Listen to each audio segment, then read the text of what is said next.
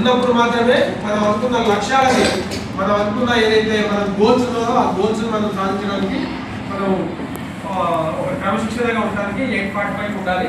అట్లాగే మనం ఏదైతే ఈ దేశభక్తి అనుకున్నామో ఈ దేశభక్తిలో ఈ జై జవాన్ జై కిసాన్ అనే పదాలు ఎందుకు వచ్చినాయి, ఇవి మీరు రేపు స్కూల్కి వచ్చేటప్పుడు మీరు దాని గురించి తెచ్చుకోండి. మీ పెద్ద మీ ఇంట్లో అన్నలు అక్కలు ఎవరైనా ఉంటే వాళ్ళు అడిగారు మీ డాడీ ఇంట్లో ఉన్నారు, అసలు డాడీ మా పీడీ సార్ మా ఫిజికల్ డైరెక్టర్ సార్ ఈ దేశభక్తి జై జవాన్ అంటుడు జై కిసాన్ అంటుడు ఏంది డాడీ అని అడగండి. లేదు ఇదంతా లేదు, ప్రతి ఒక్కరికి ఇళ్ళ సెల్లు ఉన్నాయి కదా, సెల్లులో గూగుల్ పోతే అసలు దేశభక్తి అంటే ఏంది, ఈ జై జవాన్ ఎవరు ఫస్ట్ పలికిరు, జై కిసాన్ అంటే ఏంది, ఈ అన్నిటికీ కూడా మీకు తెలుగులో అంటే తెలుగులో వస్తుంది, ఇంగ్లీష్లో అంటే ఇంగ్లీష్లో వస్తుంది. కాబట్టి దీన్ని మీరు అందరూ కూడా తెలుసుకోండి.